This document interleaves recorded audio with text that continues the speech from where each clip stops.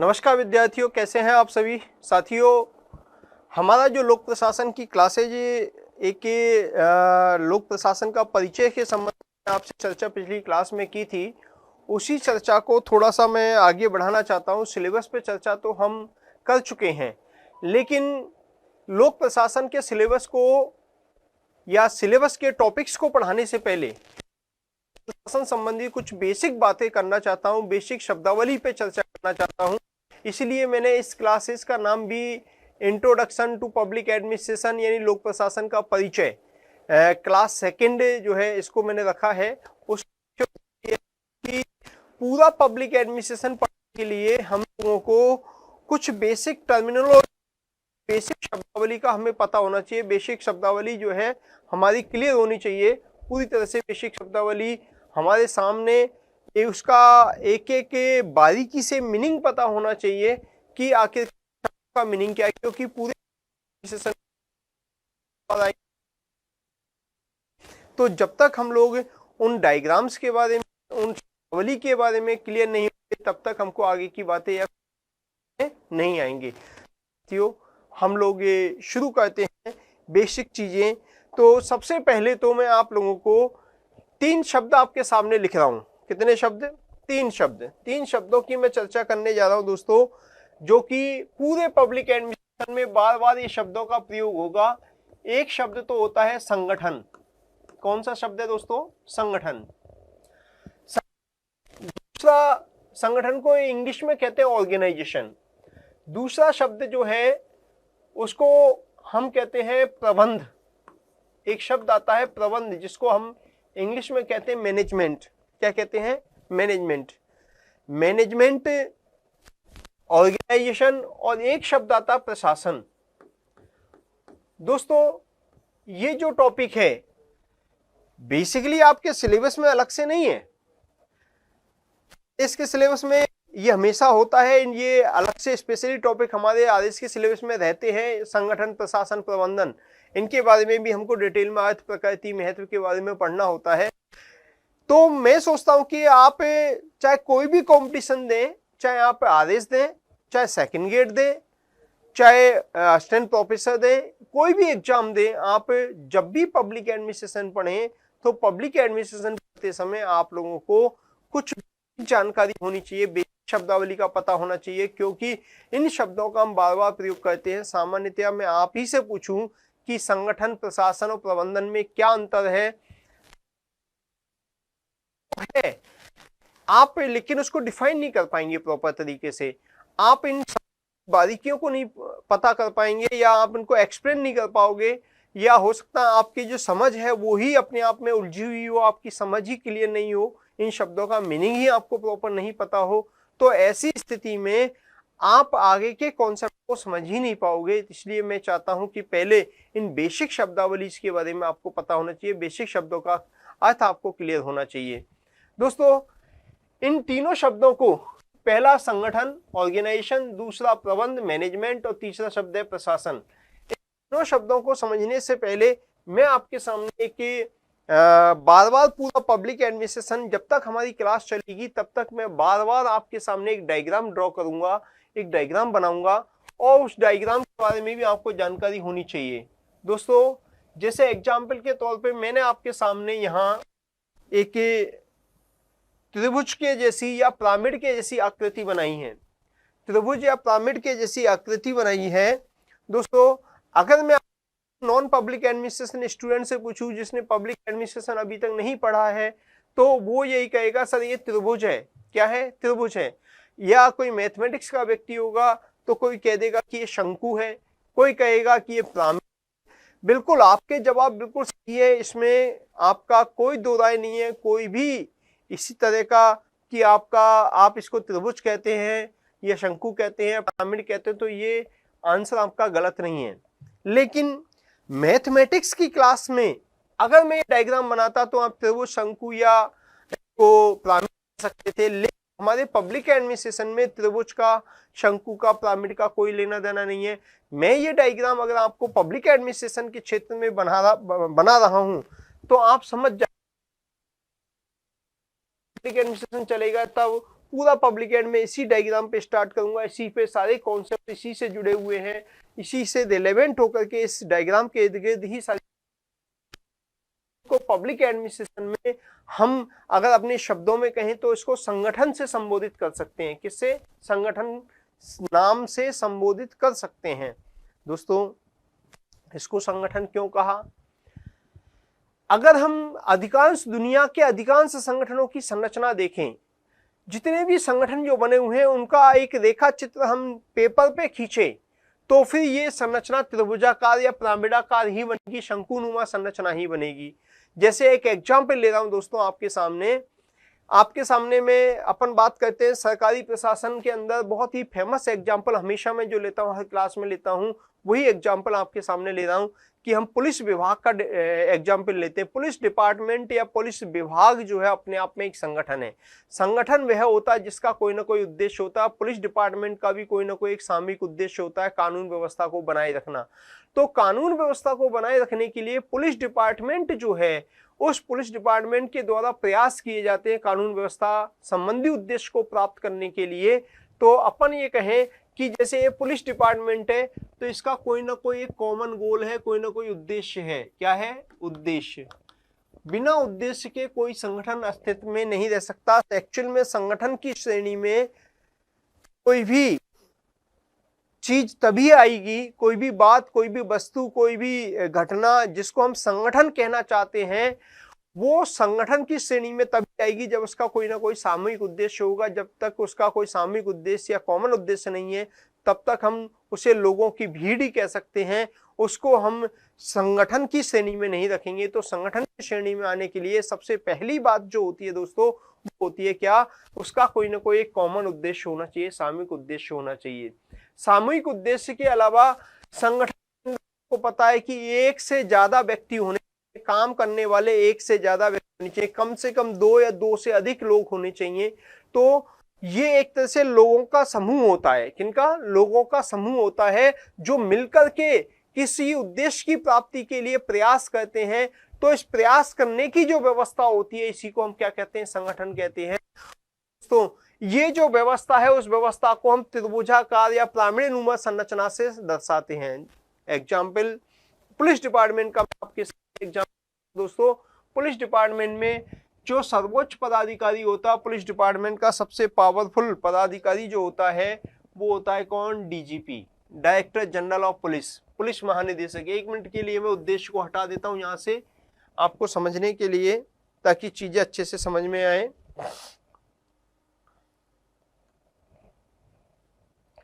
देखिए यहां पर मैं इसको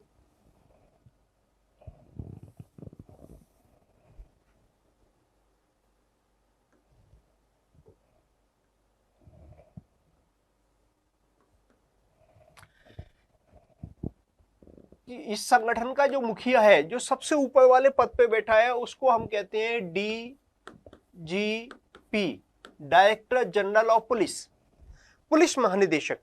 क्या बोलेंगे दोस्तों? पुलिस महानिदेशक बोलेंगे।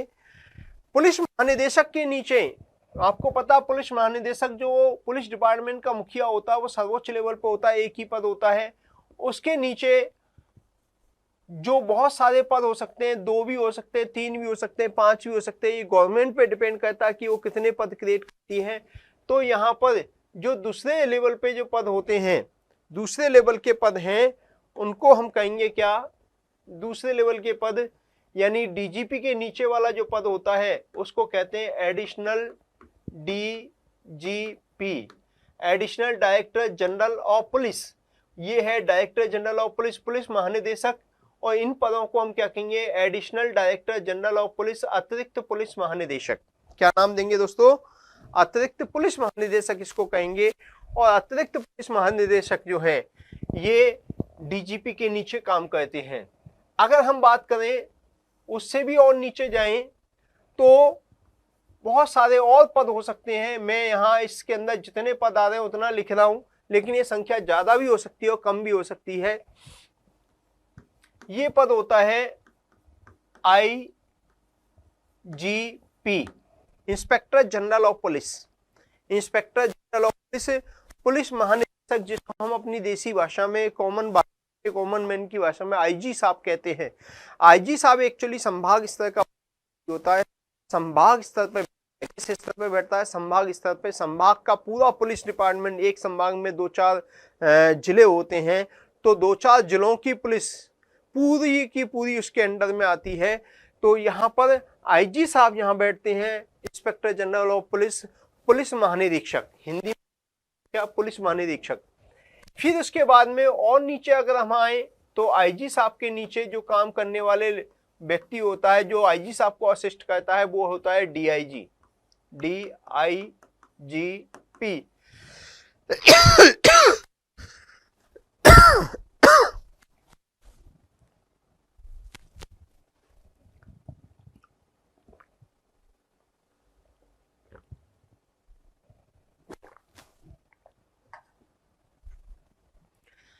डीआईजी साहब deputy inspector general of police, police उप महानिरीक्षक। क्या नाम दिया? पुलिस उप महानिरीक्षक, इसको नाम दे दिया। फिर देखें तो और नीचे हम जाएं तो बहुत सारे पद होते हैं। डीआईजी के नीचे जिला स्तर पे, जिला स्तर की पुलिस होती है। जिला स्तर की पुलिस का मुखिया होता है सुपरिटेंडेंट ऑफ पुलिस, पुलिस अधीक्षक, एसपी साहब। क्या बोलते हैं इनको हम? एसपी साहब, पुलिस अधीक्षक, एसपी साहब, सुपरिटेंडेंट ऑफ पुलिस। ये जिला प्रशासन की पुलिस का मुखिया होता है। आपको पता, संभाग के अधीन जो है बहुत सारे जिले होते हैं, और जिलों के स्तर पे एक सर्वोच्च पुलिस डिपार्टमेंट का पदाधिकारी होता है, जिसको एसपी साहब कहते हैं, एसपी होते हैं, जिसको पुलिस की भाषा में टाइगर भी बोलते हैं। क्या बोलते हैं? टाइगर। पुलिस वाले एसपी साहब को टाइगर के नाम से संबोधित करते हैं। दोस्तों, एसपी साहब को मदद करने के लिए जिला स्तर पे ही एडिशनल एसपी के पद होते हैं। किसके पद होते हैं? एडिशनल एसपी के पद होते हैं, एएसपी जिन्हें हम कहते हैं।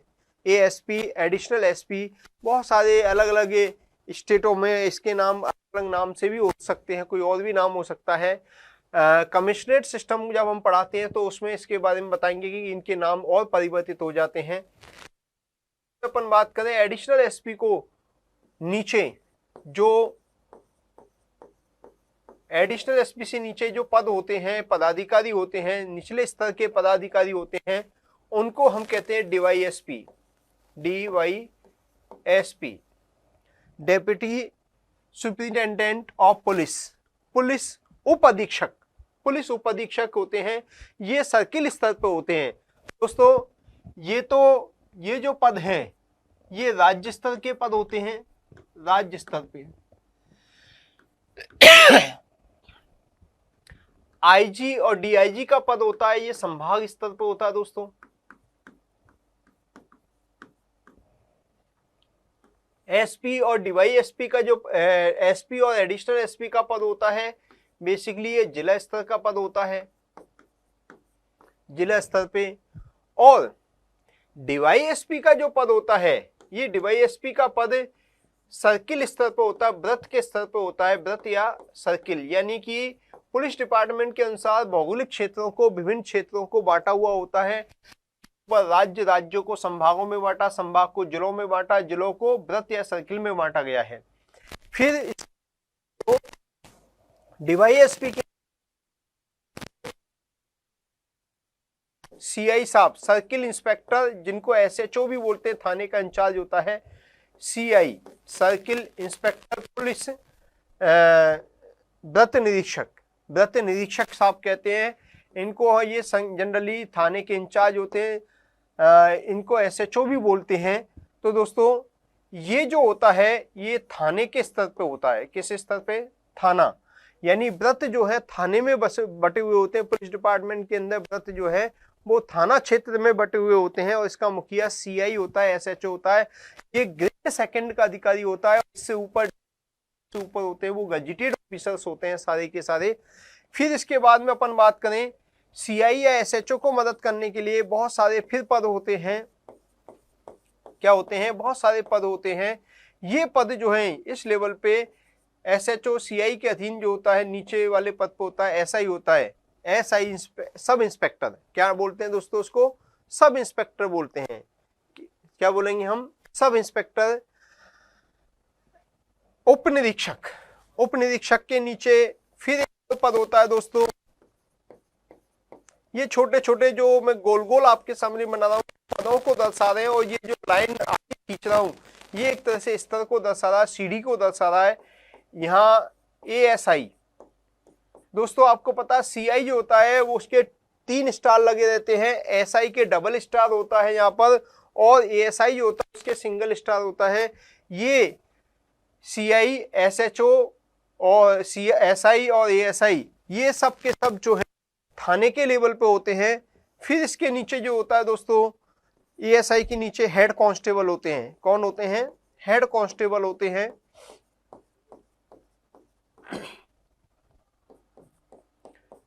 हेड कांस्टेबल, और हेड कांस्टेबल के नीचे दोस्तों बहुत सारे छोटे छोटे पद और होते हैं, अनेक सारे पद होते हैं जिनको हम कहते हैं कांस्टेबल, सबसे निचले लेवल का पद। फिर इसके नीचे पियोन, चपरासी वगैरह जो होते हैं वो एक अलग बात है। कांस्टेबल, अपन एक पुलिस डिपार्टमेंट की एक हायरार्की देख रहे हैं। तो दोस्तों ये जो चीजें हैं ये की सारी भी CI से या SHO से लेकर के नीचे कांस्टेबल तक ये थाना क्षेत्र में होते हैं। कहाँ पे होते हैं दोस्तों? थाना क्षेत्र के अंदर होते हैं। थाना क्षेत्र यानी जोग्राफिकली एक स्थान भूभाग विशेष को थाना क्षेत्रों में बांटा होता है। कई सारे थानों को मिलाकर के सर्किल के जिला बनता है, जिलों को बना करके क्या मिलता है? संभाग, संभाग को मिला करके क्या बनता है? राज्य बनता है। ये पुलिस डिपार्टमेंट के अनुसार एक ज्योग्राफिकल डिवीजन है। पुलिस डिपार्टमेंट के अनुसार ये हायरार्की को शो करता है। तो दोस्तों इस तरह से पदाधिकारियों की एक श्रृंखला होती है, और ये श्रृंखला जो है ऊपर से नीचे की ओर अपनी अपनी लाइनों में होते हैं। ये सारे के सारे जो है पदाधिकारी अपनी अपनी लाइनों में ऊपर से नीचे की ओर काम करते हैं। इस तरह से ये पदाधिकारी होते हैं। जैसे अपन बात करें कि SP साहब, जैसे SP साहब करौली के SP हैं, तो करौली जिले के अंदर एक SP होगा, लेकिन SP को मदद करने के लिए एक से ज्यादा एडिशनल SP हो सकते हैं। और एडिशनल SP और SPO के अधीन कौन होता है? DYSP होता है। DYSP के नीचे अधीन कौन होते हैं? ये CI होते हैं। यानी पूरे थाना क्षेत्र होते हैं। यानी जिले को बांटा गया है व्रतों में, व्रतों को बांटा गया है थाना क्षेत्रों में बांटा गया। फिर थानों को भी और डिवाइड करें तो बीट के लेवल पे या बूथ लेवल जो होता है, एक तरह से यहाँ पे बीट लेवल बोलते हैं। हेड कांस्टेबल वो जो होते हैं उनको बीट इंचार्ज बनाया हुआ होता है कि कौन कौन से गली मोहल्लों का कौन जिम्मेदार होगा, कौन उनके लिए मामलों की सुनवाई करने के लिए तुरंत जाएगा। तो इस तरह से डिवाइडेशन होता है। क्या होता है दोस्तों? डिवाइडेशन होता है। ये जो डिवाइडेशन है, ये जो ऊपर से लेके नीचे तक विभिन्न पदाधिकारी जो हैं, ये अपनी अपनी श्रृंखला में अपनी अपनी लाइन में ऊपर से नीचे की ओर संचालित होते हैं। जैसे एग्जाम्पल के तौर पे ये इसका बॉस ये है, इसका बॉस ये है, इसका बॉस ये है, इसका बॉस है, ये ऐसे ये नीचे से ऊपर की ओर चलते हैं या ऊपर से नीचे की ओर, ये सारी की सारी लाइनें ऊपर से नीचे की ओर चलती हैं। दोस्तों कोई भी डिपार्टमेंट हो, कोई भी सरकारी संगठन हो, 90% संगठनों की जो संरचना अगर आप ड्रॉ करोगे तो उनकी संरचना इसी प्रकार की बनेगी। और इस प्रकार की जो संरचना होती है इसको हम पब्लिक एडमिनिस्ट्रेशन की भाषा में पद सोपानिक संरचना कहते हैं। क्या कहते हैं? पद सोपानिक संरचना कहते हैं। इसको हम इंग्लिश में हायरार्की बोलते हैं। क्या बोलते हैं? हायरार्की।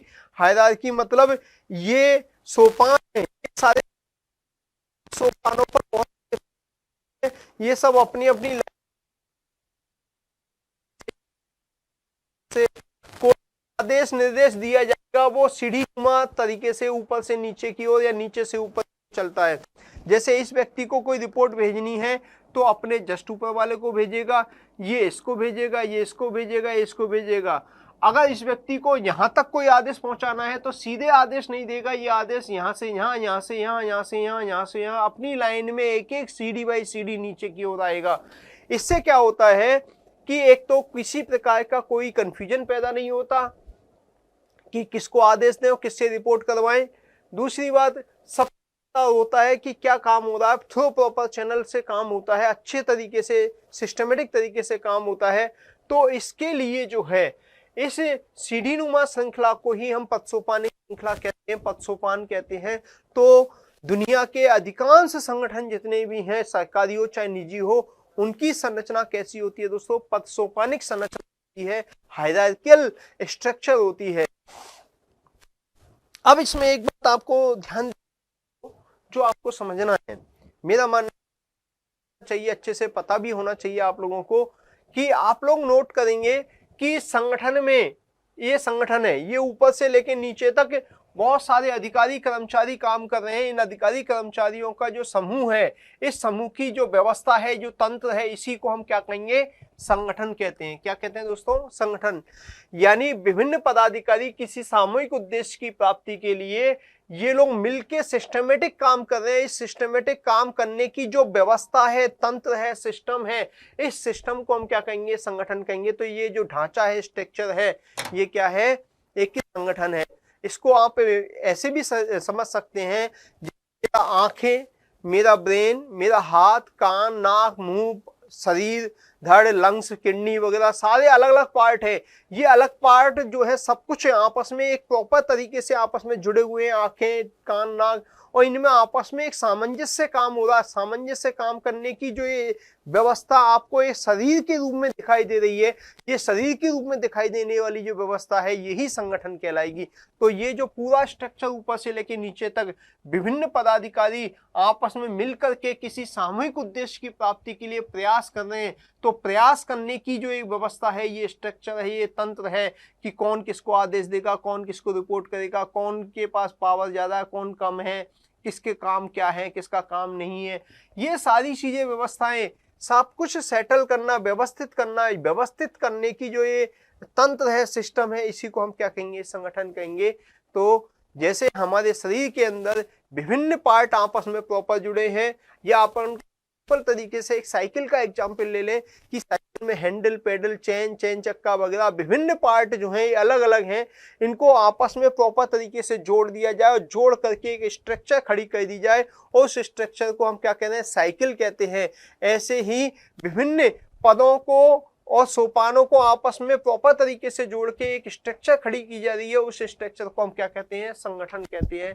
उस संरचना को, उस तंत्र को हम क्या कहते हैं दोस्तों? संगठन कहते हैं। मैं समझता हूं कि आपको बात समझ आ गई होगी कि संगठन का मतलब क्या होता है। तो संगठन का कोई ना कोई एक सामूहिक उद्देश्य या कॉमन गोल होता है। इस गोल को प्राप्त करने के लिए दो या दो से अधिक व्यक्ति, देखिए डीजीपी से लेके कांस्टेबल तक कितने सारे लोग मिलकर के कानून व्यवस्था रूपी उद्देश्य को प्राप्त करने का, ये सब के सब जो प्रयास कर रहे हैं कि राजस्थान में लॉ एंड ऑर्डर मेंटेन रहे, कानून व्यवस्था बनी रहे, इसके लिए डीजीपी से लेके कांस्टेबल तक सारे लोग जो है अपनी अपनी लाइन में अपनी अपनी व्यवस्था के अनुसार काम कर रहे हैं, अपनी अपनी जिम्मेदारियों का निर्वहन कर रहे हैं। इन सब का अंतिम उद्देश्य क्या है? राजस्थान में लॉ एंड ऑर्डर को मेंटेन रखना। तो इस उद्देश्य की प्राप्ति के लिए दो या दो से अधिक व्यक्ति, देखिए कितने सारे लोग हैं, ये गोल गोल दिखाई दे रहे हैं, ये पद हैं, इन पदों पर लोग मिलकर काम करते हैं। तो दो या दो से अधिक व्यक्ति जब मिलकर के प्रयास करते हैं, मिलकर के क्या करते हैं? प्रयास करते हैं, आपस में मिलकर के किसी सामूहिक उद्देश्य की प्राप्ति के लिए ये सब लोग प्रयास कर रहे हैं। ये सारे के सारे लोग जो हैं इसी उद्देश्य को प्राप्त करने के लिए प्रयास कर रहे हैं। तो प्रयास करने की जो ये व्यवस्था है, ये तंत्र है, ये सिस्टम है, इसको हम क्या कहेंगे? संगठन कहेंगे। यानी ये शरीर जो है एक तरह से किसी उद्देश्य से काम कर रहा है, तो इस शरीर के माध्यम से उद्देश्य को प्राप्त किया जा रहा है। तो ये शरीर क्या है? एक तरह से विभिन्न पार्टों का मिला जुला रूप है, संगठन है। क्या है? संगठन। व्यवस्थित तंत्र है, व्यवस्था है। आंख, नाक, कान, मुंह, किडनी वगैरह, लंग्स वगैरह, ये सब जो है अलग अलग काम कर रहे हैं, लेकिन अलग अलग काम करते हुए आपस में सामंजस्य के साथ जुड़े हुए हैं प्रॉपर तरीके से, और मिलकर के एक शरीर के रूप में एक साथ एक सामूहिक उद्देश्य के लिए काम करते हैं। तो ये शरीर जो है एक तरह से संगठन का कर रहा है। ये जो स्ट्रक्चर आपको दिखाई दे रही है वो संगठन के रूप में दिखाई देती है। ये जो पदसोपानिक संरचना है, इस पदसोपानिक संरचना को ही हम एक शब्द में कहें तो ये संगठन है, यानी संगठन का जो संरचना होती है वो कैसी होती है, पद सोपानिक होती है, यानी विभिन्न पद जो हैं सोपानों पर एक दूसरे से जुड़े रहते हैं। जैसे मोतियों की माला होती है, उसमें एक मोती से दूसरा, दूसरे से तीसरा, तीसरे से चौथा, ऐसे आपस में सब चीज जुड़े होते हैं। ऐसे विभिन्न पद जुड़े होते हैं और ये पद जो है आपस में एक दूसरे के साथ सामंजस्य से काम करते हैं। इन पर बैठे हुए पदाधिकारी जो है आपस में सामंजस्य से काम करते हैं और इनका सामंजस्य किसी पर्टिकुलर उद्देश्य की प्राप्ति के लिए होता है, जो सभी का कॉमन गोल होता है, उसको प्राप्त करना चाहते हैं।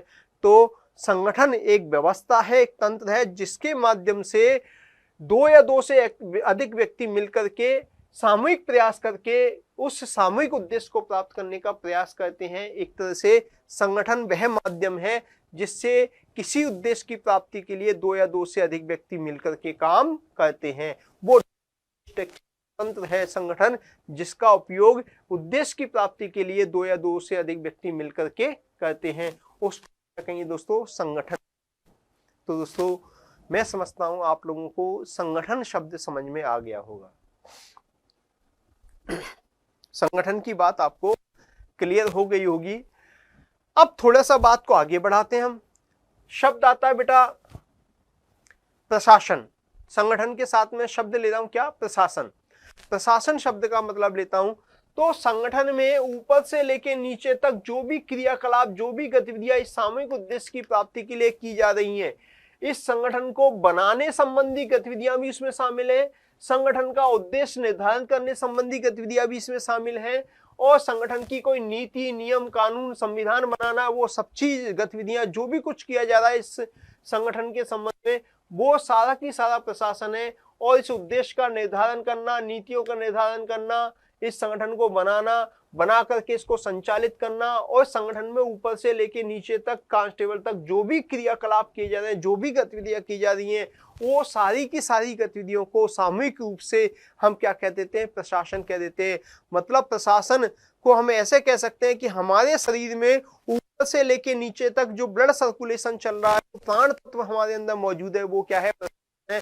अगर ये शरीर हमारा संगठन है तो इस शरीर के अंदर जो प्राण तत्व विद्वान है, जिससे संपूर्ण शरीर संचालित होता है, जिससे हार्ट, लंग्स वगैरह सारे पार्ट काम कर रहे हैं, ये ब्लड जो है एनर्जी के साथ में ऊपर से लेके नीचे तक सभी चीजों को जोड़ रहा है, सबको संचालित कर रहा है। ब्लड का सर्कुलेशन इस शरीर को एक्टिव किए हुए है। अगर ब्लड सर्कुलेशन बंद हो जाएगा तो ऐसी स्थिति में हमारे शरीर के ऑर्गन भी काम नहीं करेंगे और इस ऑर्गेनाइजेशन की, इस शरीर की डेथ हो जाएगी।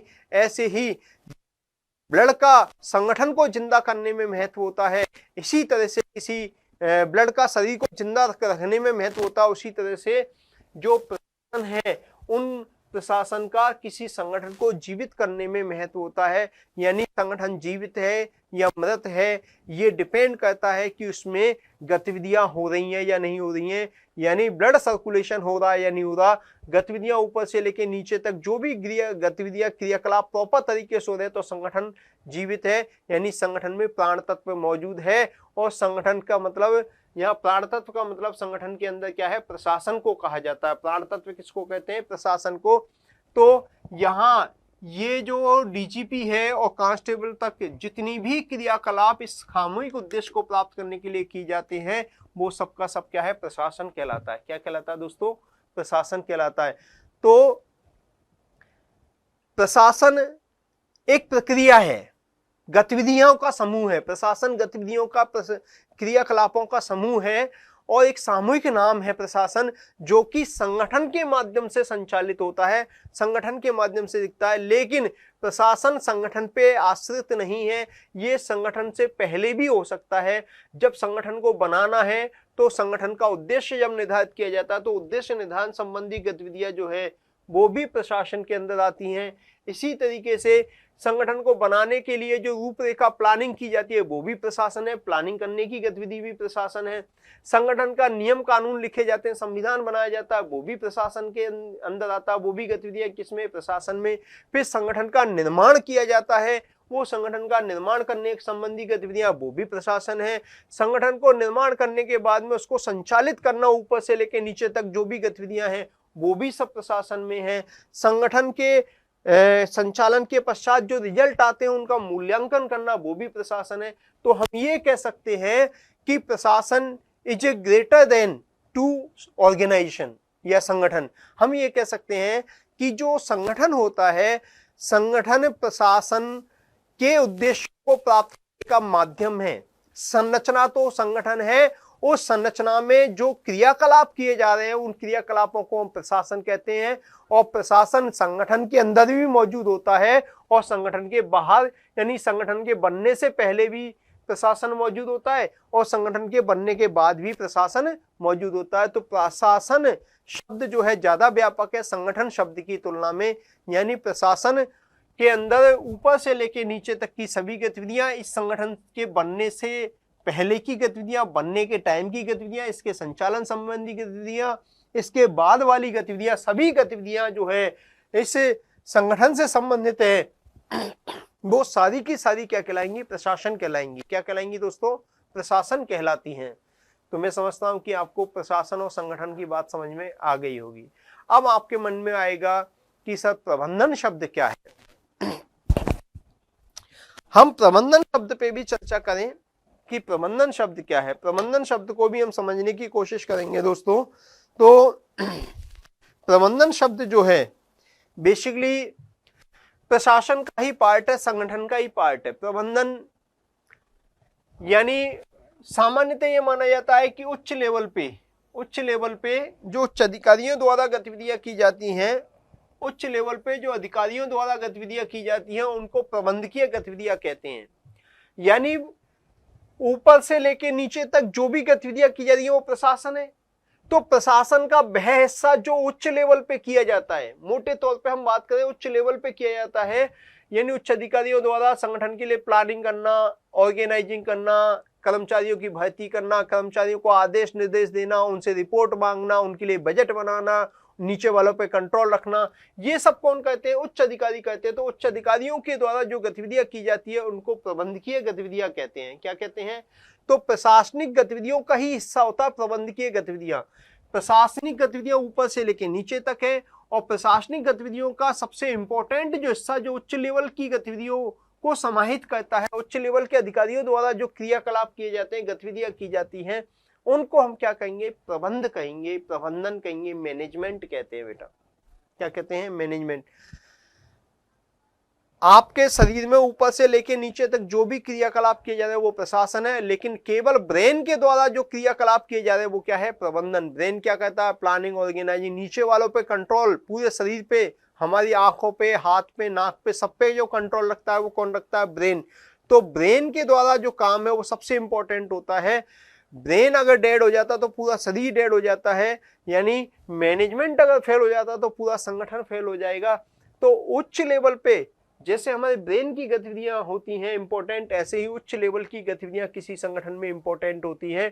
और इन उच्च लेवल की जो गतिविधियां हैं इन्हीं को हम प्रबंधकीय गतिविधियां कहते हैं। हालांकि प्रबंधन हर व्यक्ति करता है। प्रबंधन ऊपर के लेवल पे हो ये कोई जरूरी नहीं है, मिडिल लेवल पे भी होता है, निचले लेवलों पे भी होता है, हर व्यक्ति करता है। लेकिन अंतर इतना है कि उच्च लेवल के लोग जब मैनेजमेंट करते हैं, प्लानिंग, ऑर्गेनाइजिंग, स्टाफिंग करते हैं तो उसका प्रभाव पूरे लोगों पे आता है। मिडिल लेवल के जो लोग हैं ये जो करेंगे, जैसे एसपी साहब है वो प्लानिंग करेंगे तो उसका प्रभाव केवल जिले के स्तर पे आएगा, लेकिन आईजी साहब प्लानिंग करेंगे तो जिले से ऊपर यानी पूरे संभाग में 4-5 जिलों पे आएगा। और डीजीपी प्लानिंग करेगा तो उसका प्रभाव किस पे आएगा? पूरे राजस्थान पे आएगा। तो प्रबंधकीय गतिविधियां, प्लानिंग करना प्रबंधकीय गतिविधि है, लेकिन डीजीपी की जितनी इंपॉर्टेंट है उतनी आईजी की नहीं है, आईजी की जितनी इंपॉर्टेंट है उतनी एसपी की नहीं है, एसपी की जितनी इंपॉर्टेंट है उतनी डीवाईएसपी की नहीं है, डीवाईएसपी की जितनी इंपॉर्टेंट है उतनी सीआई की नहीं है, सीआई की जितनी इंपॉर्टेंट है उतनी हेड कांस्टेबल है, कांस्टेबल की नहीं है। यानी प्रबंधन तो सब जगह किया जा रहा है, हर स्टेज पे किया जा रहा है, लेकिन उसका प्रबंधन का प्रभाव क्षेत्र जो है सीमित हो जाता है। ऊपर से नीचे तो वो घटता जाता है और नीचे से ऊपर की हो जाते तो वो बढ़ता जाता है। दोस्तों आप लोगों को ये बात समझ में आ गई होगी, यानी प्रबंधन होता तो ऊपर से लेके नीचे तक हर व्यक्ति करता है, लेकिन इंपॉर्टेंस जो है उच्च लेवल के अधिकारियों का ज्यादा होता है। इसलिए सामान्यतः ये माना जाता है कि प्रबंधन उच्च लेवल पे होता है। उच्च लेवल पे अधिकारियों द्वारा जो गतिविधियां की जाती हैं उन्हीं को हम प्रबंधकीय गतिविधियां कहते हैं। तो ये बात आपको समझ में आ गई होगी, मेरी बात आपको क्लियर हो गई होगी कि प्रबंधन जो है हम इसको वेन आरेख के माध्यम से कोशिश करें। जैसे मैं आपके सामने एक आरेख बनाऊं तो आरेख के माध्यम से ये कह सकता हूं कि तीन, यहाँ पे मैं आरेख के अंदर तीन गोले बना रहा हूं मैं आपके सामने।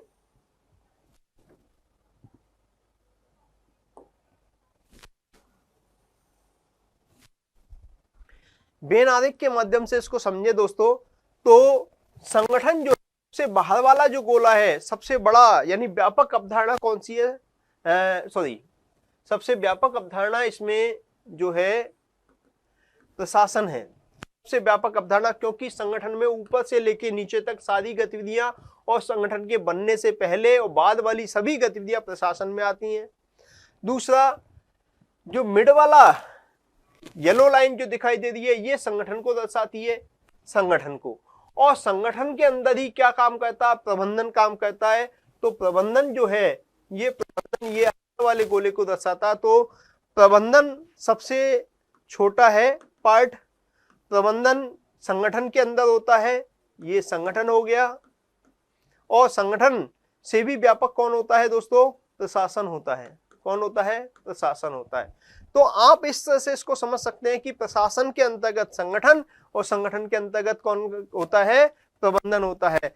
प्रशासन और संगठन सामान्यतया, चूंकि संगठन यहां से लेके यहां तक जो भी संरचना दिख रही है संगठन है, ये जो तंत्र है वो संगठन है। और इसी के अंदर ऊपर से लेके नीचे तक अधिकांश गतिविधियां जो की जाती है इसी के अंदर की जाती है। इसलिए इन गतिविधियों को, ऊपर से लेके नीचे तक की गतिविधियों को हम प्रशासन कह देते हैं।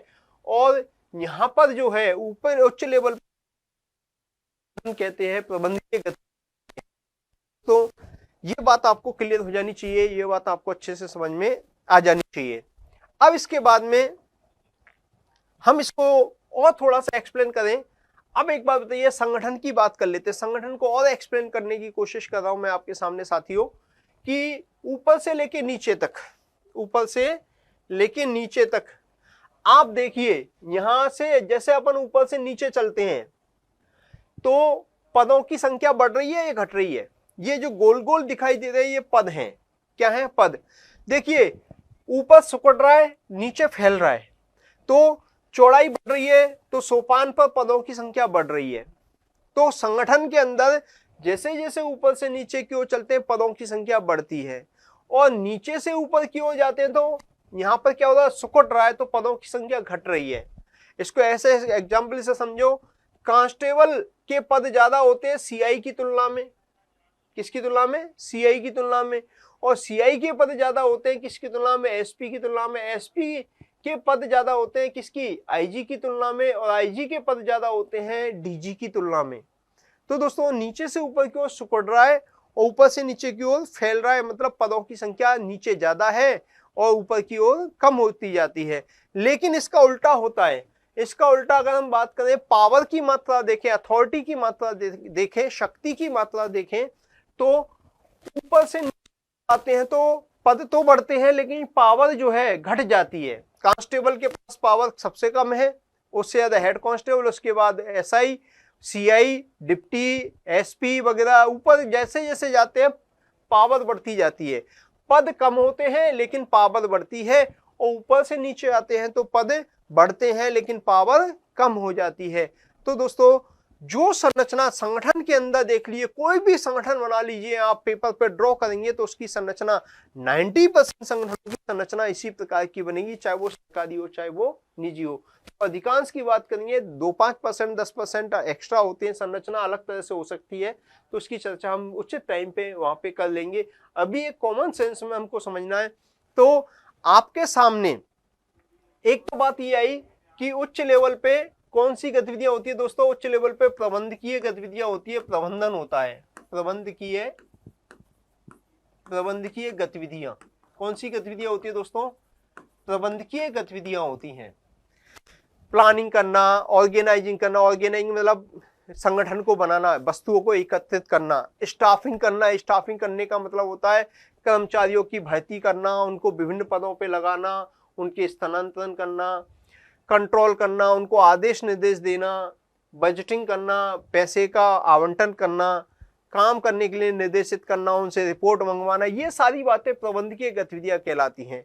दोस्तों उच्च लेवल पे प्रबंधकीय गतिविधियां होती हैं और निचले लेवल पे, मिडिल लेवल की मैं बात करूं, यहां मिडिल लेवल की बात करूं तो मिडिल लेवल पर जो गतिविधियां होती हैं उनको हम कहते हैं तकनीकी गतिविधियां। क्या कहते हैं दोस्तों?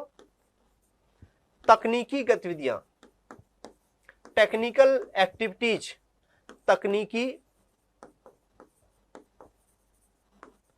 तकनीकी गतिविधियां कहते हैं। मिडिल लेवल पे तकनीकी गतिविधियां कहते हैं। इनको एसपी वगैरह इनको भूल जाइए, जनरल सेंस में बता रहा हूं, प्राइवेट हो चाहे सरकारी क्षेत्र हो, एक कॉमन सेंस में बता रहा हूं मैं। तो ऊपर के लेवल पे प्रबंधकीय गतिविधियां होती हैं, मिडिल लेवल पे तकनीकी गतिविधियां होती हैं, और उससे नीचे अगर मैं बात करूं, उससे नीचे अगर हम बात करें तो इस लेवल पर हम इसको एक बार मैं साफ कर देता हूं ताकि आपको थोड़ा सा क्लियर साफ से दिखे, अच्छे से दिखे। चीजों को समझाना चाहता हूं मैं, आपका बेसिक क्लियर करना चाहता हूं कि शब्दों का मीनिंग क्या होता है। यहां पर प्रबंधकीय गतिविधियां हैं दोस्तों, कौन सी हैं? प्रबंधकीय गतिविधियां जो मैनेजमेंट के द्वारा की जाती हैं उनको प्रबंधकीय गतिविधियां कहते हैं। सबसे इंपॉर्टेंट होती है, इन्हीं को हम प्रबंधन भी कहते हैं। क्या कहते हैं दोस्तों? प्रबंध भी कहते हैं। दूसरा, यहां पर तकनीकी गतिविधियां होती हैं, तकनीकी गतिविधियां होती हैं, और तकनीकी गतिविधियों के नीचे जो गतिविधियां कहलाती हैं वो क्लेरिकल एक्टिविटीज या लिपिकीय, जो बाबू एलडीसी यूडीसी या प्रशासनिक अधिकारी जो होते हैं उनकी गतिविधियां होती हैं, उनको हम लिपिकीय गतिविधियां कहते हैं। क्या कहते हैं दोस्तों? लिपिकीय गतिविधियां, इनको हम लिपिकीय गतिविधियां कहते हैं। और सबसे नीचे लेवल पर, सबसे निचले लेवल पर अगर हम बात करें तो सबसे निचले लेवल की जो गतिविधि होती है वो दस्ती संबंधी गतिविधियां कहलाती हैं। कौन सी कहलाती हैं? दस्ती, मैनुअल एक्टिविटीज, दस्ती गतिविधियां, दस्ती संबंधी गतिविधियां। दस्ती संबंधी गतिविधियों का मतलब क्या हुआ दोस्तों? जो पियोन चपरासी होते हैं, फोर्थ क्लास होते हैं, जो हेल्पिंग हैंड होते हैं, उनके द्वारा जो काम किए जाते हैं, उनके क्रियाकलापों को, जैसे फाइलों को तैयार करना, फाइलों का रखरखाव करना, फाइलों में धागा पिरो करके उनको सिलना, कवर करना, उनको एक स्थान से दूसरे स्थान ले जाना, ये सारी गतिविधियां जो होती हैं मैनुअल एक्टिविटीज कहलाती है, हेल्पिंग गतिविधियां होती हैं, ये दस्ती संबंधी गतिविधियां कहलाती हैं। तो किसी भी संगठन में जनरली 4 प्रकार की गतिविधियां होती हैं: प्रबंधकीय गतिविधियां, तकनीकी गतिविधियां, लिपिकीय गतिविधियां और दस्ती संबंधी गतिविधियां। तो बाबुओं की गतिविधियां जो होती हैं उनको लिपिकीय, उनसे ऊपर जो टेक्निकल स्टाफ, टेक्नोक्रेट होते हैं, जैसे अकाउंटेंट साहब वगैरह होते हैं, या कोई टेक्नीशियन या टीए वगैरह जो होते हैं, कोई कंप्यूटर ऑपरेटर, प्रोग्रामर वगैरह जो होते हैं, उनको हम कैसी गतिविधियां कहते हैं? तकनीकी गतिविधियां कहते हैं। और उनसे ऊपर वाली गतिविधियों को अधिकारियों की होती है, क्या कहते हैं? हम प्रबंधकीय गतिविधियां कहते हैं। दोस्तों ये जो 3 गतिविधियां हैं, कौन सी 3 गतिविधियां आपको जो दिखाई दे रही हैं यहाँ पर निचले लेवल पे, कौन सी? तकनीकी गतिविधियां और दस्ती संबंधी गतिविधियां। ये जो 3 गतिविधियां हैं, इन 3 गतिविधियों को हम सामूहिक रूप से तकनीकी, लिपिकीय और प्रबंधकीय गतिविधियां, इनको हम कार्यकारी गतिविधियां कहते हैं। सामूहिक रूप से क्या कहते हैं? कार्यकारी गतिविधियां। क्या कहते हैं? कार्यकारी गतिविधियां कहते हैं।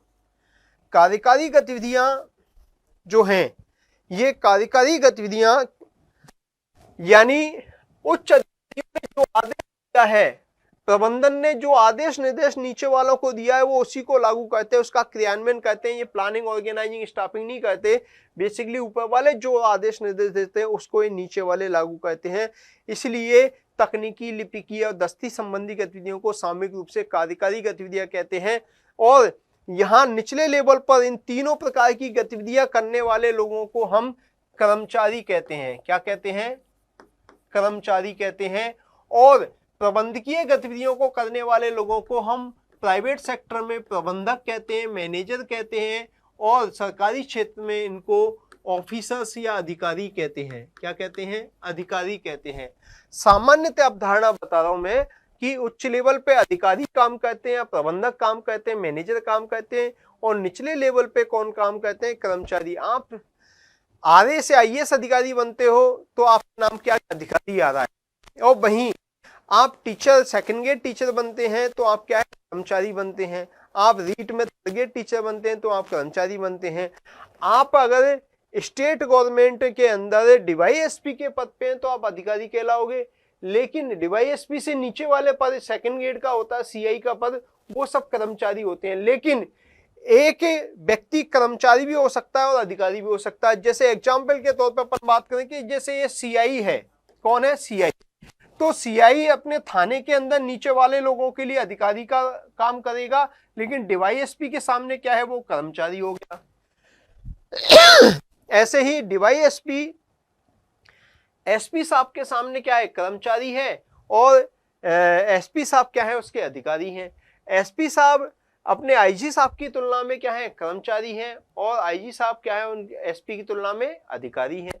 तो इस तरह से ये अधिकारी कर्मचारी का संबंध समझ में आता है। ये चीजें आप लोगों को क्लियर होंगी। तो अधिकारी या प्रबंधक जनरली प्रबंधकीय गतिविधियों को करने वाले उच्च लेवल के जो अधिकारी होते हैं उनको प्रबंधक कहते हैं, अधिकारी कहते हैं। उच्च लेवल पे प्रबंधकीय गतिविधियां की जाती हैं, और प्रबंधकीय गतिविधियों के अनुसार ही प्रबंधन के दिशा निर्देशों के अनुसार नीचे वाले अधिकांश कर्मचारी जो है काम करते हैं। इन कर्मचारियों की गतिविधियों को हम सामूहिक रूप से कार्यकारी गतिविधियां कहते हैं। और कार्यकारी गतिविधियां जो होती हैं वो 3 प्रकार की होती हैं, तकनीकी गतिविधियां, लिपिकीय गतिविधियां और दस्ती संबंधी गतिविधियां। ये 3 प्रकार की गतिविधियां यहाँ पर पाई जाती हैं।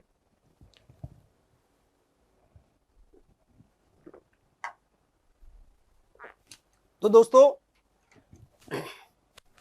आपको ये बात बहुत अच्छे से समझ में आ गई होगी, इस डायग्राम का मीनिंग समझ में आ गया होगा। मैंने आपको कहा कितनी सारी बातें मैंने आपको इससे एक्सप्लेन कर दी। तो किसी भी संगठन की संरचना आपके सामने समझ जाइएगा कि जब भी मैं ये डायग्राम बनाऊं आप समझ जाना कि ये संगठन की संरचना है। कोई ना कोई संगठन की मैं बात कर रहा हूं, चाहे सरकारी हो चाहे निजी संगठन हो, चाहे वो रिलायंस कंपनी हो, चाहे वो हमारे जो एनटीपीसी या ओएन जैसी सरकारी कंपनी हो, कोई भी हो, कोई भी विभाग, सरकारी विभाग हो या निजी विभाग हो या निजी संगठन हो, वो सबके सब जो हैं वो सबके सब जो है इसी प्रकार के होते हैं। इनकी संरचना अगर पेपर पे बनाएंगे, बोर्ड पे बनाएंगे तो इसी तरह की बनेंगी। और इस तरह की क्यों बनेगी उसका कारण मैंने बता दिया। ऊपर के लेवल पर अधिकारी की पदों की संख्या कम होती है लेकिन पावर बढ़ जाती है, और निचले लेवल पे आते हैं तो पद तो बढ़ते हैं लेकिन पावर की मात्रा घट जाती है। तो पावर और पदों का जो कॉम्बिनेशन है, उसकी जो व्यवस्था है, उसको अगर सही से सेट करें, ड्रॉ करें तो इस तरह से ही संरचना बनेगी। और इसमें प्रत्येक व्यक्ति पदाधिकारी अपनी की ओर होते हैं। एक ही जगह पर एक से ज्यादा पदाधिकारी हो सकते हैं, उनको दिखाना संभव नहीं है, इसलिए मैंने नहीं दिखाया है। तो यहाँ पर जैसे अपन मान के चले कि आप जयपुर जिले के कलेक्टर हैं, तो जयपुर जिले के कलेक्टर के अधीन 8-10 बाबू हो सकते हैं, और 8-10 बाबू समान एक समान हो सकते हैं। तो वो उनका पद जो है सोपान में माना कि यूडीसी या एलडीसी का पद यहाँ पर है, तो यहाँ पर 7-8 बाबू एक अधिकारी के अधीन काम कर सकते हैं। ये अधिकारी है तो इसके अधीन माना कि 7-8 बाबू हैं, तो 7-8 बाबू इसी जगह मौजूद है, लेकिन उनको दिखा नहीं सकते। ये अपनी लाइन में ही 7-8 की इसको क्या करेंगे, रिपोर्ट करेंगे। ये इन 7-8 को आदेश निर्देश दे सकता है। तो इस तरह से होती है। तो लेकिन समझाने के लिए हमने एक एक पद को ही लिया है, क्योंकि यहाँ समझाना थोड़ा सा दिखाना इस चीज को संभव नहीं है। तो यहाँ पर आप मान के चले कि इस तरह से एक एक पदाधिकारी के माध्यम से भी समझेंगे तो भी चीजें आपको समझ में आएंगी कि नीचे से ऊपर क्यों जाते हैं, तो सब सिकुड़ती जाती हैं। ये जो है विभिन्न पदाधिकारी यहाँ से, जैसे अपन मान लें ये लाइन अलग है, ये अलग है, ये अलग है। अब इन तीनों को ऊपर ले जाके देखें तो ये सब की सब तीनों जो है यहाँ पर इस पद में सिमट जाएगी। ऐसे करके ये जो है अंदर सिमटती जाती है, एक पद में सिमटती जाती है, और लास्ट में सारी की सारी जो लाइनें हैं यहाँ इस डीजीपी में सिमट जाती है। किसमें, डीजीपी में। यानी सारे पूरे राजस्थान के पुलिस प्रशासन का मुखिया कौन हो गया, डीजीपी। सारी पावर इसके पास में होती है। तो मैं समझता हूँ कि आप लोगों को संगठन का, प्रशासन का और प्रबंधन का मीनिंग समझ में आ गया होगा। दोस्तों ये बेसिक चीज है, ये समझना बहुत जरूरी है। सबसे बड़ी बात यह है कि पब्लिक एडमिनिस्ट्रेशन पढ़ाने वाले और पढ़ने वाले इसको पढ़ते ही नहीं है, इसको जानते ही नहीं है। और इसको समझाते ही नहीं है, इन शब्दों का मीनिंग पूरी तरह से क्लियर किसी के नहीं होता। लेकिन अब आप लोगों को शायद प्रशासन, संगठन और प्रबंधन का मीनिंग समझ में आ गया होगा, तीनों शब्दों का मीनिंग समझ में आ गया होगा। प्रबंधकीय गतिविधियां सबसे ऊपर लेवल पे, उसके नीचे तकनीकी, उसके नीचे लिपिकीय, उसके नीचे दस्ती संबंधी गतिविधियां होती हैं। तकनीकी, लिपिकीय और दस्ती संबंधी गतिविधियों को मिलाकर के हम क्या कहते हैं? कार्यकारी गतिविधियां कहते हैं, एग्जीक्यूटिव एक्टिविटीज कहते हैं। ऊपर के लेवल पे जो गतिविधियां होती हैं उनको प्रबंधकीय गतिविधियां कहते हैं, मैनेजरियल एक्टिविटी कहते हैं। क्या कहते हैं? मैनेजरियल एक्टिविटी कहते हैं। It is clear? यहां तक आप लोगों की बातें क्लियर हो जानी चाहिए। तो दोस्तों, हम लोग सिलेबस के अकॉर्डिंग जो टॉपिक स्टार्ट करेंगे, उस टॉपिक को पढ़ने से पहले मेरा मानना है कि ये क्लास बहुत इंपॉर्टेंट है। सिलेबस को हमने डिस्कस किया, सिलेबस को डिस्कस करने के बाद में हम सिलेबस का टॉपिक स्टार्ट अभी नहीं किया। मैंने बेसिक चीज आपको बताई है। इन तीनों शब्दों का मीनिंग आपको जब तक नहीं पता है तब तक आप इस चीज को नहीं समझ पाएंगे। आप इसको ऐसे भी समझ सकते हैं कि जैसे ये जो ढांचा दिख रहा है ऊपर से लेके नीचे तक मेरा, ये विभिन्न पार्टों का सामंजस्य है। ये जो स्ट्रक्चर है, ये तंत्र है, जो शरीर दिख रहा है, ये संगठन है। इस शरीर के कंट्रोल करने वाला, इस शरीर के विभिन्न पार्टों पर कंट्रोल करने वाला ये जो ब्रेन है, ये ब्रेन क्या है? यही आदेश निर्देश देता है, ये प्रबंधन है। और जो नीचे वाला शरीर जो ब्रेन के अकॉर्डिंग काम करता पूरा शरीर, ये क्या है दोस्तों? ये कर्मचारी हैं, ये कार्यकारी अधिकारी कर्मचारी हैं। ब्रेन के द्वारा जो काम किए जा रहे हैं वो प्रबंधकीय गतिविधियां हैं, और निचले वाले शरीर के द्वारा जो गतिविधियां की जा रही हैं वो कार्यकारी गतिविधियां हैं।